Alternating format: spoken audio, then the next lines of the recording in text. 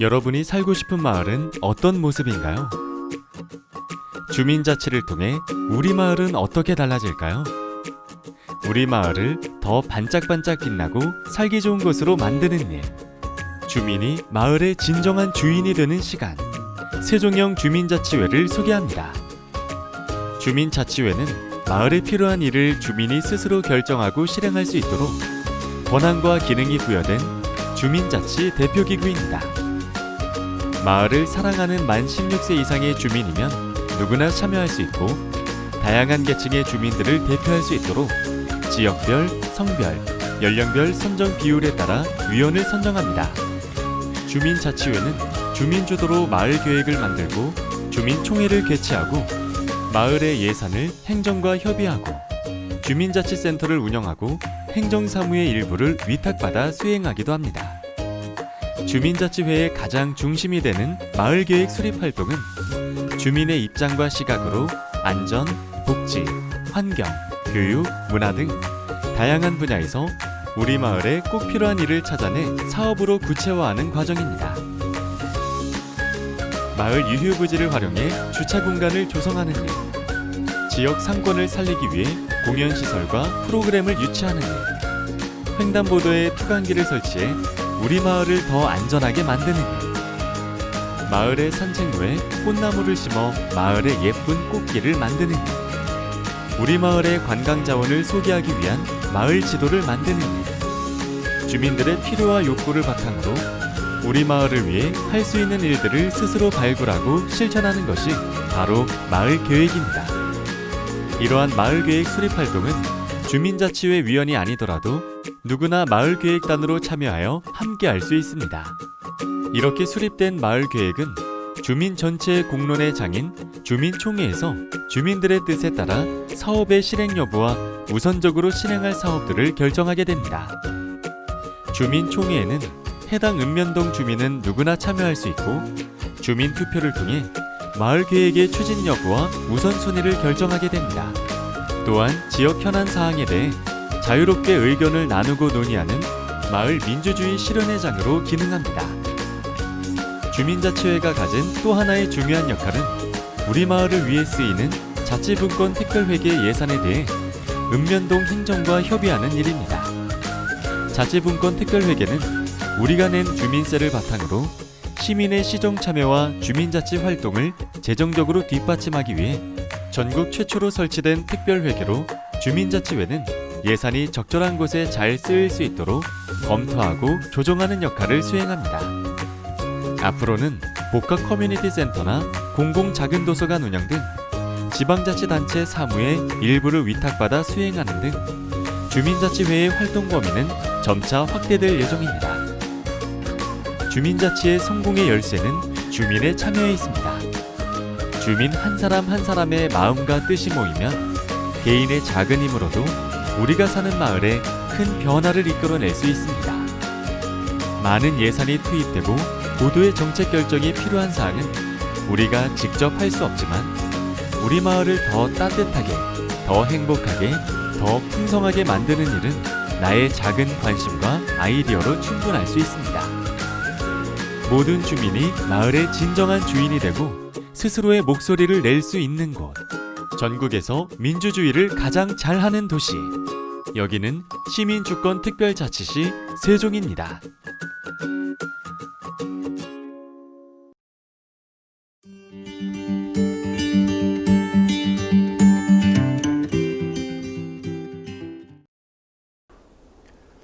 안녕하십니까. 대전세종연구원의 김웅주입니다. 코로나19가 확산되면서 사회적 거리두기가 지속되고 있습니다. 서로 간의 접촉을 최소화하기 위한 현상은 언택트 혹은 우리가 온택트 사회라고 얘기를 하고 있는데요. 이러한 상황이다 보니까 세종특별자치시의 주민자치회 정책의 이해를 설명하기 위해서 비대면으로 시행하게 되었습니다. 본 내용을 진행하기에 앞서서 먼저 간략하게 순서를 말씀드리면 먼저 주민자치 모델의 추진 배경 및 자치 여건을 말씀드리겠습니다. 그리고 두 번째로는 주민자치회가 과연 무엇인가를 설명드리겠고요. 세 번째로는 주민자치회가 어떻게 구성되고 있는지, 그리고 마지막으로는 주민자치회가 어떤 기능을 가지고 있는지를 중심으로 설명드리도록 하겠습니다. 세종형 자치 모델의 추진 배경인데요. 현 정부의 정책 기조와 지방자치단체의 패러다임의 변화가 굉장히 중요한 축으로 자리 잡고 있습니다. 중앙집권적 국정 운영에 대한 한계성 그리고 비효율성에 대한 지적들이 많이 지적되고 있는데요. 이런 부분에 대해서도 익히 많이 들으셨을 겁니다. 그렇다 보니 이러한 중앙집권적 국정 운영의 한계를 극복하기 위해서 자치분권이 강조가 되고 있습니다. 현 정부에서도 국정 과제로서 획기적인 자치분권 추진과 주민 참여의 실질화라는 측면에서 국정 과제 74번에 반영을 했고요. 특히 세종특별자치시의 분권 모델을 완성하기 위한 취지가 국정 과제에도 반영이 되었습니다. 이후에 세종형 자치분권 모델을 구현하기 위해서 자치분권 종합계획과 시행계획에 이를 구체화해서 담았습니다. 그리고 이와 함께 그동안 지방자치를 이해하는 데 있어서 지방분권이 중심이 되어 왔습니다. 지방자치의 패러다임이 변화하면서 지방민주주의의 원리가 강조되었던 거죠. 즉 우리가 지방자치를 온전히 이해하기 위해서는 지방분권과 지방민주주의의 원리를 이해할 필요가 있습니다. 이 부분에 대해서는 다음 슬라이드에서 제가 좀 더 구체적으로 설명드리도록 하겠습니다. 결국 자치분권은 국가와 지방의 동반 성장을 위한 필수 과제이며 시대적 대소로 요청되고 있습니다. 앞서 제가 지방자치의 원리에 대해서 더 상세하게 말씀드린 바 있습니다. 세종시의 주민자치 정책을 이해하기 위해서는 지방자치에 대한 개념을 보다 명확히 해야 될 필요가 있습니다. 지방자치의 개념은 지방분권의 원리와 지방민주주의의 원리가 포함되어 있습니다. 지방분권의 원리는 중앙과 지방정부 간의 관계에 초점을 맞추고 있는 거죠.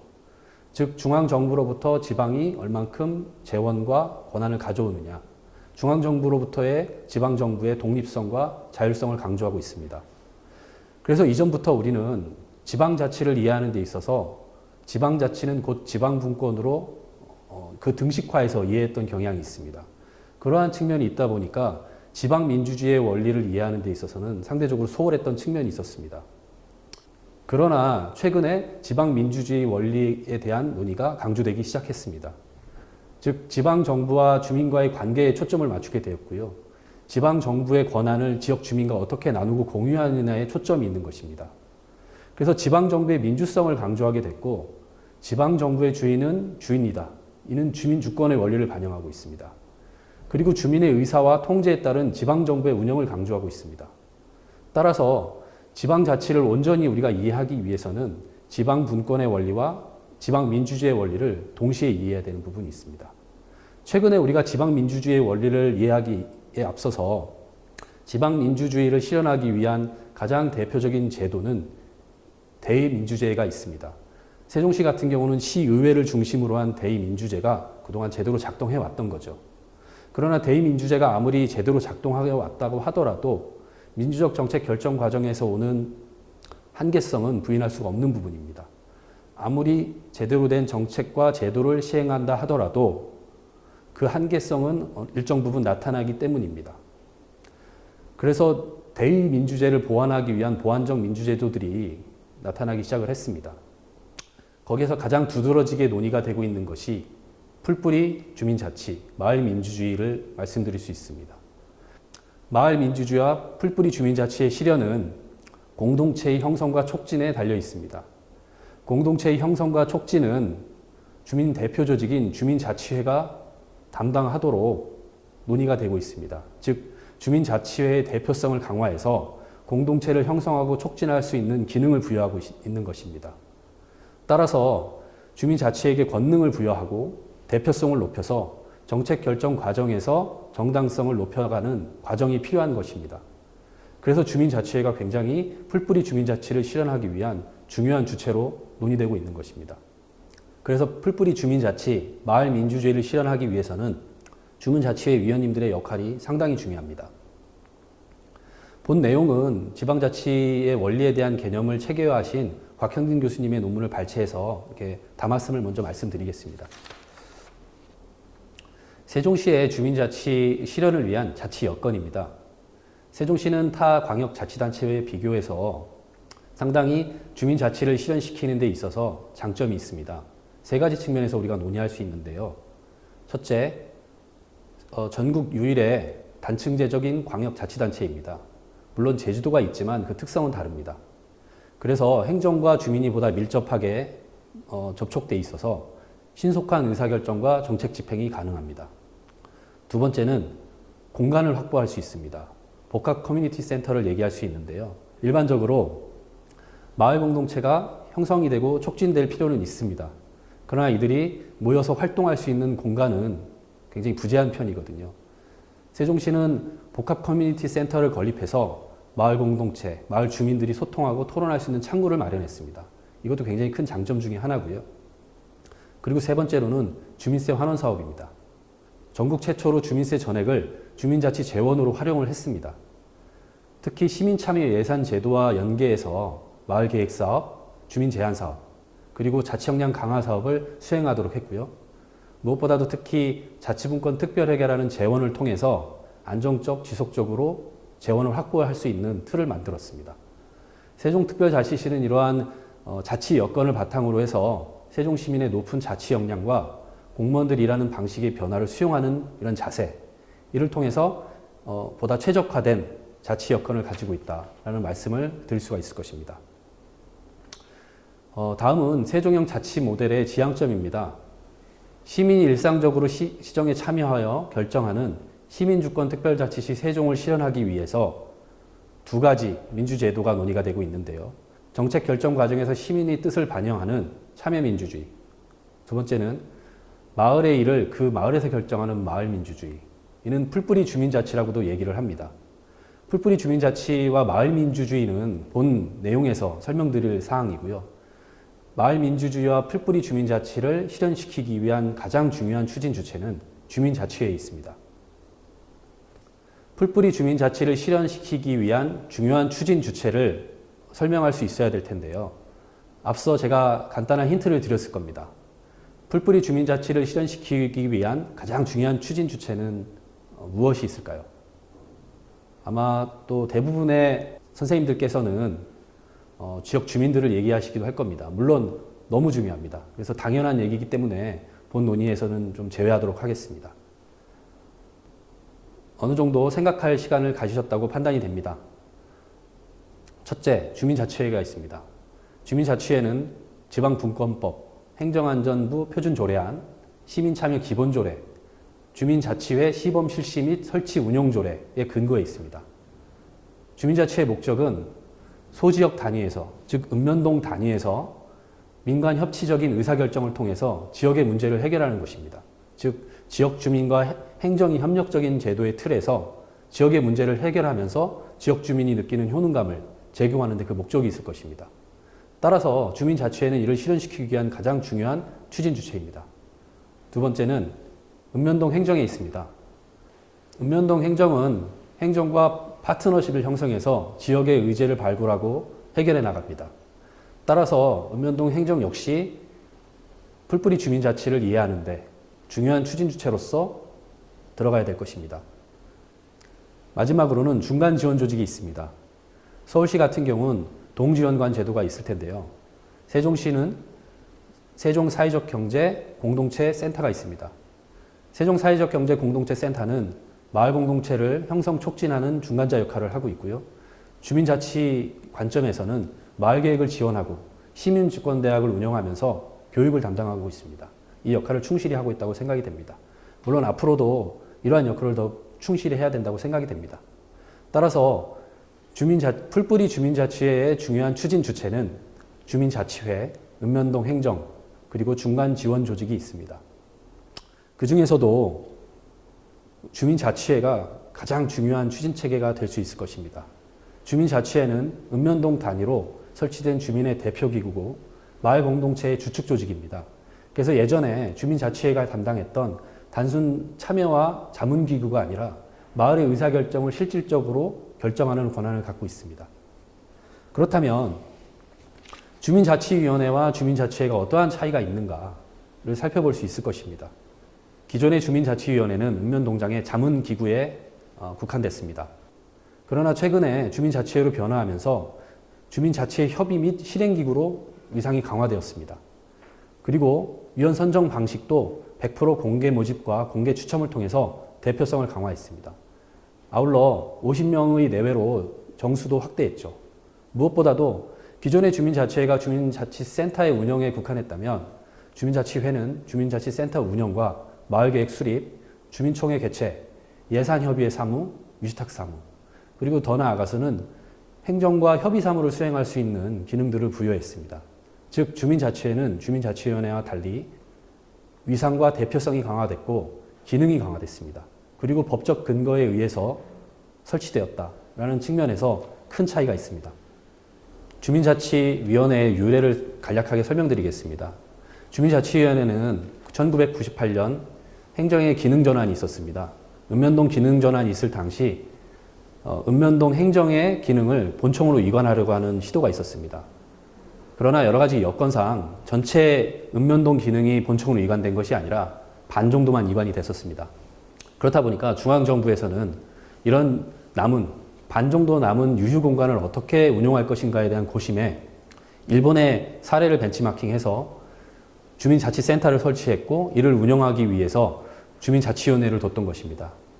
제도가 처음에 도입됐을 당시 주민자치센터를 운영하는 주민자치위원회는 지방자치와는 좀 결이 달랐습니다.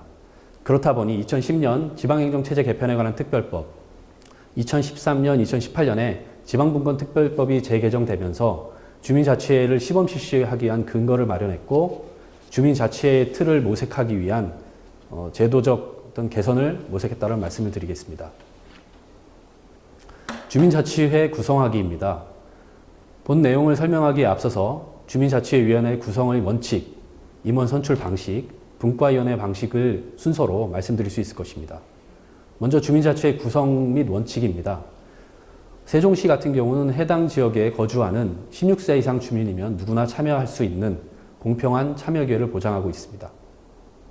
그리고 100% 공개 모집과 공개 추첨에 의한 민주적 선정 절차를 가지고 있습니다.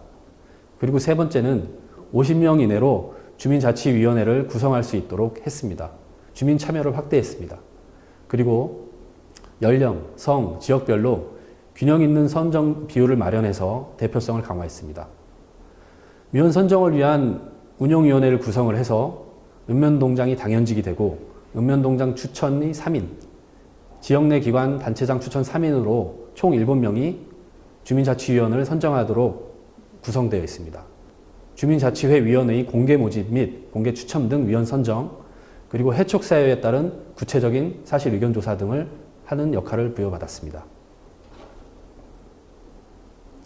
임원 선출 방식인데요. 주민자치회 운영의 주요 결정을 담당하는 임원을 민주적 방식으로 선출합니다. 회장이 주민자치회의 대표가 되고요. 주민자치회 운영을 총괄합니다. 그리고 부회장이 있으면서 회장이 공석 시 권한을 대행합니다. 간사는 실무를 관할하고 총괄합니다. 그리고 감사가 있고 분과장은 각각의 분과별 의제를 도출해서 주민자치회에 전달하게 됩니다. 다음은 분과위원회의 구성입니다. 세종시의 분과위원회 구성은 지역별 필요에 따라서 여건에 따라서 자유롭게 구성할 수 있습니다. 구성 예시를 보시겠습니다. 먼저 주민자치회 구성을 위해서 주요 역할별, 기능별로 분류를 해보면 기획예산분과, 마을계획분과, 프로그램 운영분과, 교육지원분과로 구성할 수 있습니다. 그리고 해당 영역의 마을계획을 수립하고 실행하는 단위로 분과를 구성할 수 있는데요. 안전분과, 복지분과, 문화체육분과, 환경분과, 교육분과 이렇게 자유롭게 구성할 수 있습니다. 그래서 분과의 구성은 워크숍 과정에서 구성하는 것을 추천하고요. 그리고 분과명은 형식에 구애받지 않고 자유롭게 지역별 특성을 반영할 수 있습니다. 주민자치회의 주요 기능입니다. 행정안전부 표준조례에 따르면 주민자치회의 주요 기능은 주민자치사무, 협의사무, 위수탁사무로 구분되어 있습니다. 여기서 주민자치사무는 주민자치회가 스스로 할 수 있는 사무, 그리고 협의사무 같은 경우는 주민이 스스로 할 수 없는 사무, 행정이 스스로 할 수 없는 사무, 그래서 결국은 행정과 주민이 협의할 수 있는 사무를 말하고 있습니다. 그리고 세 번째로는 위수탁사무입니다. 위수탁사무는 주민이 직접 수행하는 것이 바람직하다고 판단되는 사무를 말하고 있습니다. 세종시 역시 대표 기능으로 우리가 소개를 한다면 유사한 틀로 움직이고 있습니다. 먼저 마을 의제 발굴 및 마을 계획 수립입니다.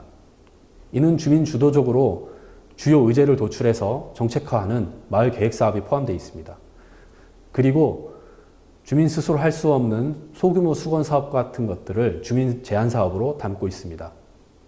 자치분권 특별회계 읍면동 예산 편성에 관한 협의 조정권을 부여받고 있습니다. 주민자치회가 전환된 지역에 대해서는 주민자치회가 이러한 읍면동 예산 편성 협의 권한을 가지고 있고요. 미전환 지역에 대해서는 현재 예산협의회에서 이런 기능을 가지고 있습니다. 그리고 세 번째는 행정사무의 위수탁 사무를 수행할 수 있습니다. 읍면동 행정기능 중 주민이 직접 수행하는 것이 바람직하다고 판단되는 사무에 한해서 위수탁이 가능합니다.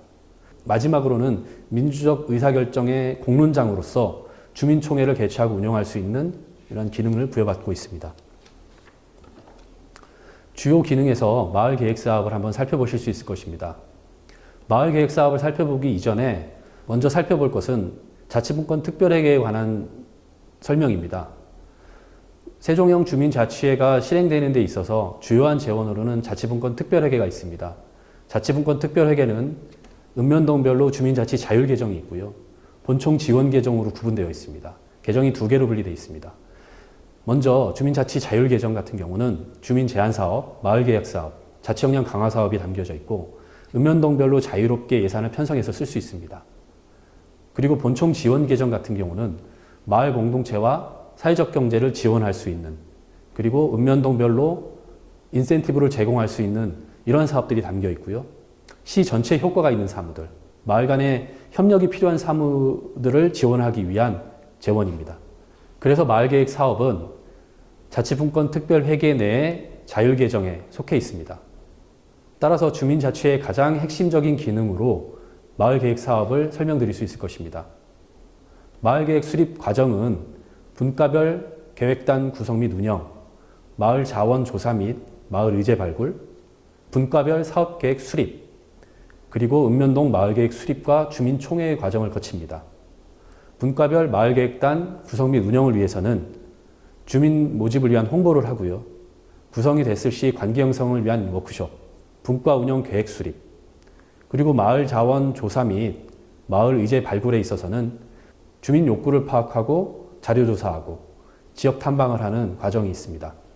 그리고 분과별 사업계획 수립을 위해서는 사업계획을 구체화하고 사업계획을 구체화하는 과정 속에서 전문가의 멘토링, 지원 등이 있습니다. 그 과정 속에서 사업계획서가 작성이 되면 분과별 계획을 검토해서 조정하고 유사 사업을 통합하고 마을계획을 작성하는 읍면동 마을계획 수립 과정이 이루어지게 됩니다.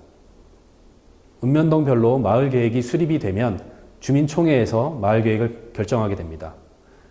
다음 사진에서 보시는 바와 같이 한솔동, 그리고 연기면, 나성동 등 지역에서 주민총회를 개최한 주요 사업의 예를 살펴보실 수 있습니다. 주민자치회의 주요 기능은 마을계획사업, 주민제한사업, 자치역량 강화사업으로 구분되어 있습니다. 앞서 설명을 드린 바 있습니다. 그래서 마을계획사업의 주요 사업의 예시는 가로등 정비, 벽화 그리기, 방범, 청소년 선도, 집수리이 있고요. 주민제한사업으로는 마을 문화행사, 소규모 수건사업에 해당됩니다. 그리고 마지막으로 자치역량 강화사업은 주민자치 프로그램을 운영하고요. 향후에는 위수탁 비용이 포함될 수 있습니다. 그리고 마을계획사업과 주민제한사업엔 차이가 있습니다. 먼저 마을계획사업은 주민이 마을의 발전을 위해서 직접 마을의 의제를 발굴하고 실행 가능하도록 하는 사업입니다. 이에 반해서 주민제한사업은 마을회, 지역단체, 지역 주민들이 제안을 하고 보다 다수가 체감할 수 있는 소규모 마을 자치 사업입니다. 마을계획사업의 주요 주체로는 마을계획단과 주민자치회가 있고요. 주민제한사업의 경우는 마을회, 주민, 지역단체가 해당됩니다. 하나의 차이는 시의회에 마을계획사업은 제출을 하게 되는데 주민제한사업은 예산 편성 시 시의회에 제출할 의무는 없습니다. 이러한 차이가 있다는 것을 설명드리겠습니다.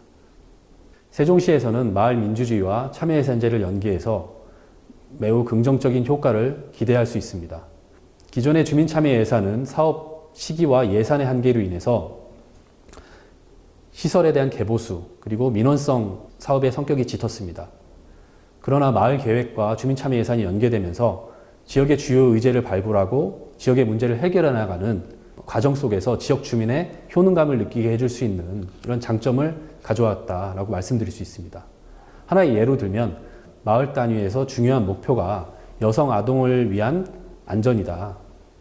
이러한 것들이 마을에서 중요한 목표로 설정됐다고 한다면 지역에서는 여성과 아동의 안전을 위해서 안전과 방범 사업들을 추진하고 이를 구체화해 나갈 것입니다. 이것이 바로 참여 예산제와 연결이 돼서 사업화될 수 있는 그런 과정을 보여줄 수 있습니다.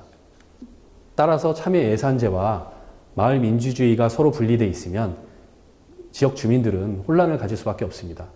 세종시는 마을 민주주의와 참여 예산제를 연계해서 보다 바람직한 방향으로 설정하고 있다고 말씀드릴 수 있습니다. 여기까지 설명드리는 것으로 마무리하겠습니다. 향후 세종형 주민자치회가 발전되는 모습을 기대합니다. 감사합니다.